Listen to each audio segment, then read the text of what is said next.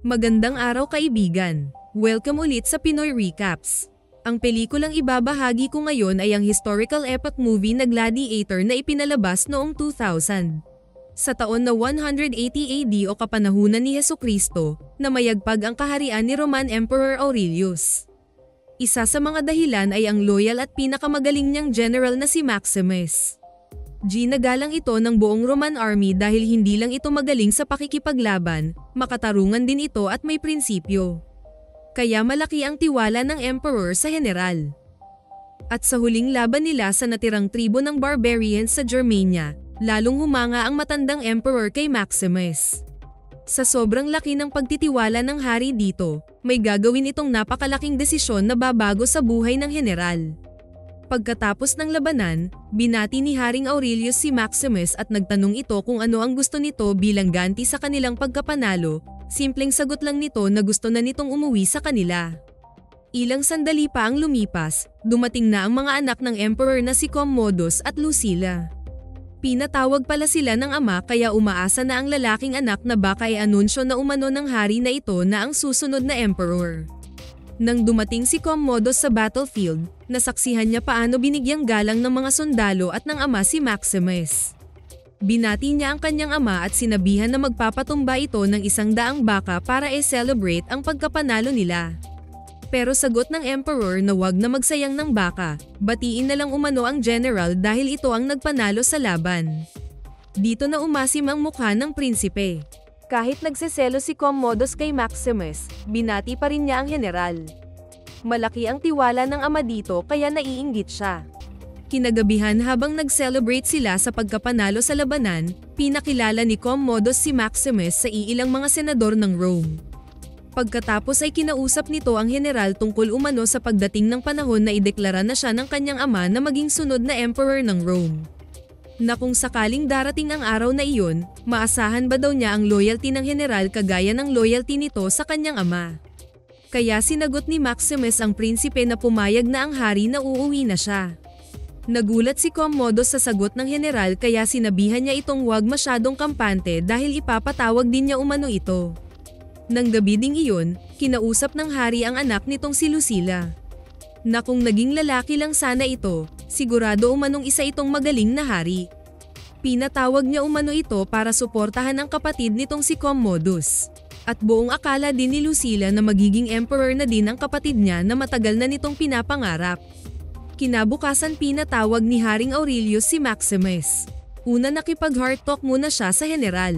Naglabas ang hari ng mga saloobin nito sa buong 25 taon na pamamahala sa Rome. Malapit na umano itong mamatay at nag-alala ito kung ano umano ang maiiwan nito sa kasaysayan ng bansa. Gusto nitong ibalik sa dati ang Rome, na isang bansang republic, na itigil na ang pagkakaroon ng emperor. Maya-maya ay tinanong nito si Maximus tungkol sa plano na pag-uwi sa pamilya nito. Masaya at proud itong nagkwento tungkol sa mag-ina, kung ano ang mga tanim sa bukirin at gaano ito kasabik makita ang asaw at anak. Pagkatapos marinig ng hari ang nasa loob ng general, dito na sinabi ng emperor ang napagdesisyonan nito. Na bago makauwi si Maximus, kailangan muna nitong tuparin ang huling kautusan niya. Binibigay niya ang buong kapangyarihan sa general bilang tagapagtanggol ng buong Roma pag siya ay patay na. Natapusin umano ni Maximus ang korupsyon na nangyayari sa bansa at ibabalik sa mga tao ang pangangalaga ng Rome. Na maging republic ulit ang buong Roma. Nagulat si Maximus sa narinig ngunit taos-puso nitong tinanggihan ang alok ng emperor. Dito mas lalong napahanga ang hari sa general dahil sa kaibuturan ng puso nito, hindi ito sakim sa kapangyarihan. Na sana ito na lang ang naging anak niya. Nakarapat dapat maging susunod na emperor ng Roma. Nang magtanong ito paano ang anak na si Commodus, sagot lang ng hari na hindi karapat dapat maging emperor ang kanyang anak dahil wala itong kakayahang mamuno. At maiintindihan umano nito ang desisyon niya.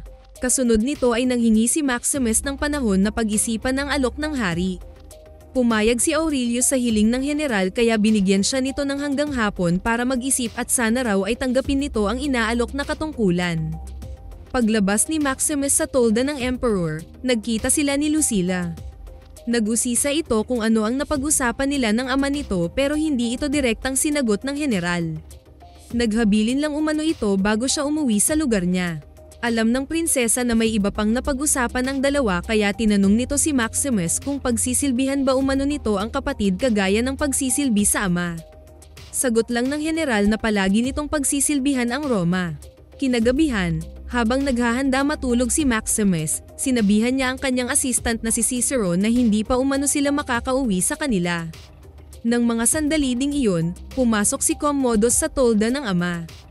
Dito nalaman ng prinsipe na si Maximus ang napili ng ama na susunod sa yapak nito imbes na siya. Hindi tinago ng anak ang pagkadismaya sa desisyon ng emperor. Naglabas ito ng sama ng loob na kahit wala umano siyang katangiang maganda para sa ama. Ginawa naman daw niya ang lahat para magustuhan siya nito. Medyo na-guilty naman ang hari sa narinig galing sa anak. Sinabihan ni Aurelius ang anak na siya din ang dahilan bakit hindi karapat-dapat ang anak mamuno. Naging pabaya din umano siyang ama. Pero hindi na inintindi ni Commodus ang sinasabi ng hari. Niyakap nito ng mahigpit ang hari at mariing sinakol hanggang sa mamatay. 10 oras ng gabi nang gisingin ni Quintus si Maximus. Pinatawag umano ito ng emperor. Pagpasok niya sa tolda ng hari, sinalubong siya ni Commodus. Hindi siya makapaniwala sa sinasabi nitong patay na umano ang ama nito. Alam ni Maximus na pinaslang ang emperor. Dagdag pa ng prinsipe na namatay umano ito habang natutulog. Maya-maya ay inabot ni Commodus ang kamay sa general bilang pag-alok na ito na umano ang bagong emperor at inaasahan nito ang loyalty ni Maximus. Pero tinitigan lang ito ng lalaki saka iniwanan at lumabas ng tolda. Ilang saglit ay lumabas si Lucilla na nakikinig lang sa dalawa kanina. Pinagsasampal nito ang kapatid dahil alam ng babae na may kinalaman si Commodus sa pagkamatay ng kanilang ama. Pero hinalikan din nito ang kamay ng bagong emperor bilang pagbigay galang. Mabilis na nagbihis si Maximus para pumunta sa mga senador pero sinundan pala siya ni Quintus.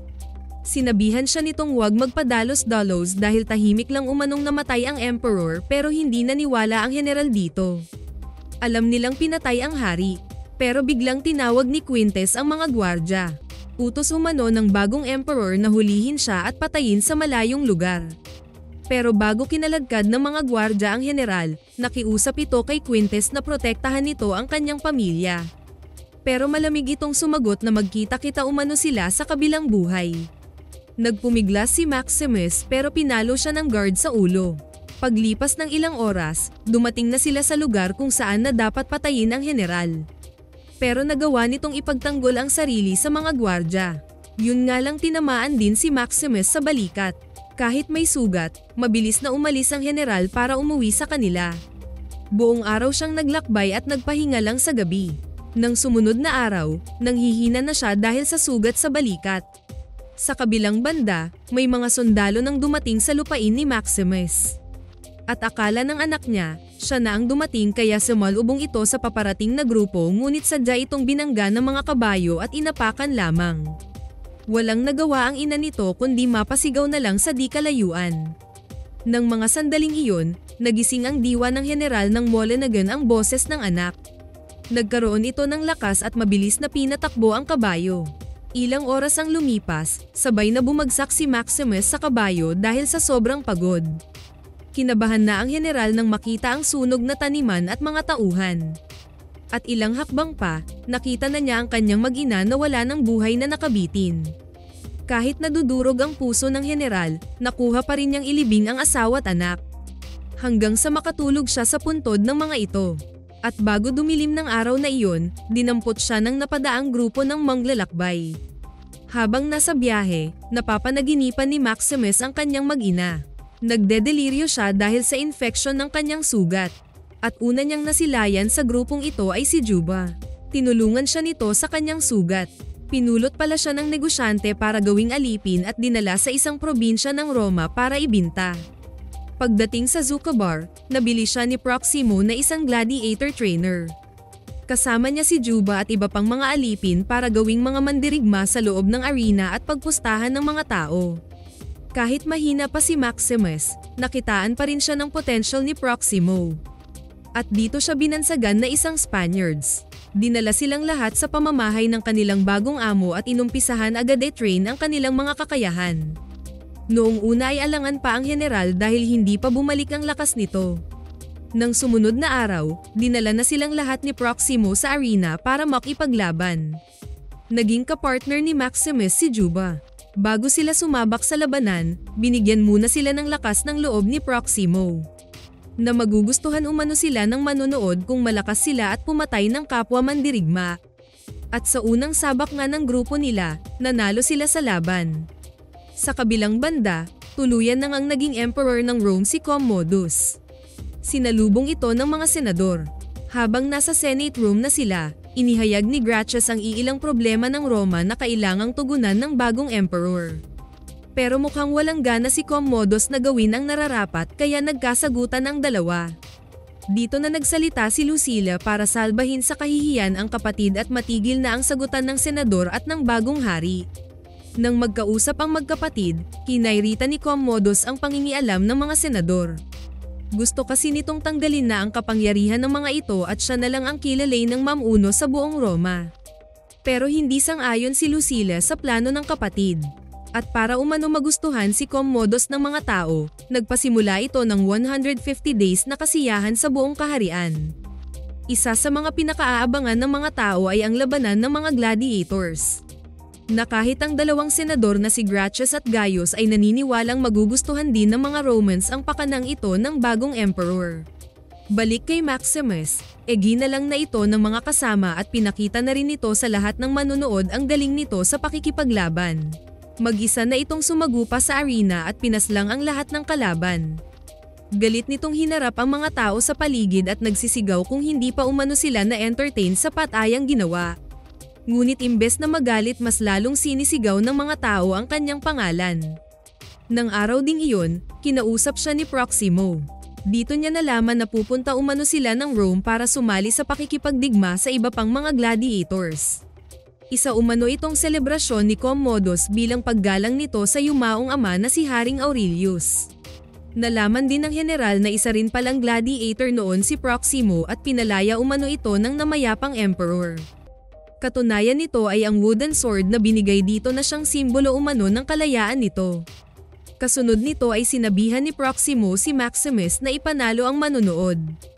Pag nagustuhan umano siya ng mga tao, maaari na umano itong makalaya. Dito nangako ang general na gagawin niya ang lahat para ma-entertain ang mga manonood. Pero sa loob nito, gusto nitong mag-higanti muna kay Commodus. Tuwang-tuwa naman ang matandang lalaki sa narinig. Saka nito binigay kay Maximus ang lumang armor na gamit nito noong panahong gladiator pa ito. Naging malapit na kaibigan ni Maximus si Juba kaya nalaman na ng kasama na wala na ang pamilya ng general. Pareho silang naniniwala na magkikita pa rin ang mga ito pero hindi muna ngayon. Dahil may kailangan pa itong gawin sa Roma. Nang sumunod na mga araw, naglakbay na ang grupo ni Maximus papuntang Roma. At pagdating nila sa syudad, namangha sila sa laki ng Colosseum. Isang gabi, sinabihan ni Commodus si Lucilla na sa darating na selebrasyon para sa kanilang ama, announce na umano nito ang pagbuwag ng Senado. Pero walang naging komento ang babae dito. Dahil sa loob-loob ni Lucilla, ayaw din niya ang pamumuno ng kapatid. Sarili lang nito ang inuuna at walang alam mamuno sa Roma. Ilang oras ang lumipas ng gabing iyon, sekretong nakipagkita si Lucilla sa dalawang senador na si Gracchus at Gaius. Pareho silang tahimik na kumukontra sa bagong emperor pero wala pa daw silang magagawa sa ngayon. Gusto ng prinsesa na ipapatay si Commodus pero sagot ng mga senador na hindi pa umano ito ang tamang oras. Antayin umano nila na ang mga kasundaluhan ang unang gumawa ng hakbang saka sila magdesisyon ng dapat gawin. Masyado umanong magastos ang mahigit 100 araw na selebrasyon para sa yumaong ama nila. Pati mga inimbak nilang pagkain para sa darating na mga taon pinagbibinta na umano ni Commodus. Magugutom na umano ang mga tao pag hindi sila gagawa ng hakbang para pigilan ang kapatid. Pero wala rin silang magagawa kundi mag-antay sa tamang panahon. Habang nasa quarter si Maximus kasama pa ang ibang mga gladiators, kinawain siya ni Lucius. Hindi alam ng general na ito pala ang anak ni Lucilla. Napabalita umanong magaling siya kaya manunood umano ito sa laban niya. Nang banggitin ng bata ang pangalan ng ama nito, dahan-daang umatras si Maximus. Tumabi siya sa gilid dahil baka may makakita sa kanya at makilala siya. Bago pinalabas ang mga gladiators, binigyan muna sila ng mga sandata at iba pang kagamitan. Para hindi siya makilala, pinili niya ang armor na matakpan ang mukha. Unang sumabak ang grupo ng general. At paglabas nila sa arena, inutusan silang sumaludo sa Emperor pero hindi sumunod dito si Maximus. Bago lumabas ang kanilang makakalaban, sinabihan ng general ang mga kasama na kailangan nilang magkaisa para makasurvive. At sumunod naman ang mga kasama niya sa kanyang command. Isa-isa nilang naitamba ang mga kalaban at walang alinlangang pinatay. Nasiyahan ang lahat ng nanonood sa pagdanak ng dugo sa arena. Paglipas ng ilang minutong pakipagsagupaan, nanalo ang grupo ni Maximus. Dahil dito na-impress si Commodus at nagutos na gusto nitong makilala ang leader ng gladiator. Ngunit wala itong kamalay-malay na ang general pala ang nasa likod ng mask. Paglabas ng Emperor lumuhad si Maximus pero kunwari lang pala ito dahil sekreto nitong pinulot ang matulis na dulo ng arrow sa lupa. Ngunit hindi nito kayang gawin ang binabalak dahil biglang sumulpot si Lucius. Nang tanungin siya ni Commodus ano ang pangalan niya, sinabi lang niyang gladiator sabay talikod. Dito nagalit ang Emperor, kaya wala nang nagawa si Maximus kundi ipakita ang mukha niya at sabihin sa lahat ang totoong pagkatao. Gulat na gulat ang lahat lalo na si Commodus. Hindi ito makapagsalita, ganun din si Lucilla at Quintes. Maya-maya ay balak na sanang ipaligpit ang grupo ng general pero nagsisigaw ang mga tao na buhayin ang mga ito. Ayaw sana ni Commodus pero wala na rin itong nagawa dahil magagalit ang mga tao sa kanya. Kaya galit itong tumalikod. Dahil sa nangyari, nagbunyi ang mga manonood at ramdam ng general na nagustuhan na siya ng mga tao. Habang papasok sila sa kanilang quarters, sinisigaw ng lahat ng manlalaban ang kanyang pangalan. Nang sumunod na gabi, sekretong binisita ni Lucilla si Maximus sa quarters ng mga mandirigma. Sinumbatan niya ang babae sa nangyari sa kanyang pamilya. Pero hindi umano alam ng prinsesa ang ginawa ng kapatid sa general. Na pati ito ay may takot din para sa anak nito dahil ito ang tagapagmana ng trono. Dito na binanggit ni Lucilla na may mga senador na kontra kay Commodus. Na kailangang kausapin umano niya ito para maplanuhan paano pabagsakin ang kapatid. Alam ng lahat na si Maximus lang ang may kakayahang labanan ng Emperor. Pero sagot ng general na isa na umano itong alipin ngayon. At patay na umano ang Maximus na kilala nito noon. Paglipas ng araw, sunod na nakalaban ng general ang veteranong gladiator na hindi pa umano natatalo kahit kailan. Ito ay ang Tigress of Gaul. Pero bago pa nag-umpisa ang sunod na laban, nalaman ni Lucilla sa kapatid na inaayos na umano nito ang pagpapatay sa general. Sa pagkakataon ito, mag-isa lang si Maximus pero ang kalaban niya may mga tigreng kasama. Pero nanaig pa rin ang galing ng general. Napatumban niya ang kalaban at nang sumigaw na ang mga tao na tapusin na niya, nagbigay din ng signal si Commodus na patayin niya ito. Pero hindi ito ginawa ni Maximus, na mas lalong kinairita ng Emperor. Bumaba na naman si Commodus sa arena para kausapin ang general. Dito tahas ang ininsulto at masasakit na salita ang binitiwan ng Emperor para galitin si Maximus. Na parang babae daw ang anak nito nang ipako sa cross at kung paano nagsisigaw ang asawa ng paulit-ulit na gahasahin ng mga sundalo. Pero hindi nagpadala ang general sa mga patotsyada ng Emperor. Kalmado itong nagpaalam at tinalikuran ang hari. Napahiya na naman ito nang isigaw ulit ng mga tao ang pangalan ng general. Paglabas ni Maximus, nakita niya si Cicero. Sekretong ibinigay sa kanya ang maliit na ribolto ng kanyang mag-ina at sinabihan niya ang katiwala na ipaalam sa kanyang kasundaluhan at hanapin siya. Nang sumunod na mga araw, maraming nagaganap sa kaharian ng Rome. Hati ang loyalty ng Senado. Si Senador Falco ay pumapanig kay Commodus at iniutos nito na pasundan ang iba pang mga senador. Samantalang si Gracchus kasama si Lucilla ay nakipagkita ulit kay Maximus. Pinagplanuhan nilang makatakas sa quarters ang general at maipon nito ang mga tauhan sa kasugurin ng palasyo ng Emperor. Kung mapatay na daw umano si Commodus, ibibigay ni Maximus ang buong kapangyarihan sa Senado dahil ito umano ang huling hiling ng yumaong hari. At nang araw ding iyon, nakausap ulit ng general ang katiwala na ihanda ang mga kasundaluhan para sa darating umanong pakikipaglaban. Kinausap din ni Maximus si Proximo tungkol sa plano nila. Ngunit alangan ito sa gagawin ng general. Marami umanong nalalaman ng Emperor at nanganganib umano ang buhay nito. Bago umalis si Maximus, sinabihan nito ang amo na si Commodus ang pumatay sa matandang emperor. Kinabukasan, may dumating na kasundaluhan sa pamamahay ni Gracchus para hulihin ito.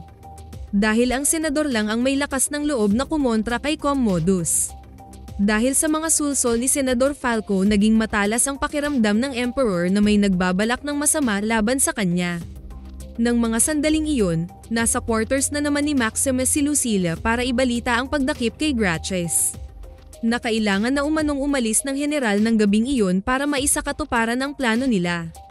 Balik sa palasyo, naabutan ni Commodus na naglalaro pa ang pamangkin. At sa hindi inaasahang pagkakataon, may nabanggit si Lucius na nagpaintriga sa emperor. Kaya dito na nagkwento ang bata tungkol sa mga narinig nito sa plano ng ina. Kaya pagbalik ni Lucilla sa palasyo, alam na ng kapatid ang buong plano ng grupo nila ni Maximus. Napaiyak ang babae nang magpahiwatig si Commodus ng masamang balak sa kanya at kay Lucius. At nang mga sandaling iyon, kumilos na ang mga kasundaluhan ng emperor. Una ay sadya nitong pinalagyan ng makamandag na ahas ang mahimbing na senador na si Gaius.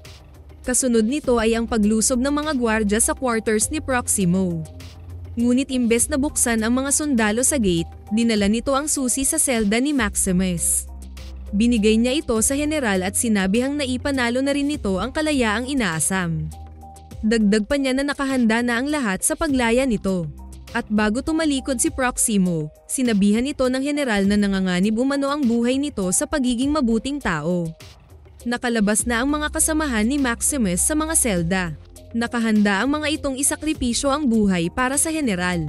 Kaya sama-sama ang mga itong sumalubong sa mga sundalo habang tahimik namang tumakas si Maximus pababa sa sekretong lagusan ng quarters.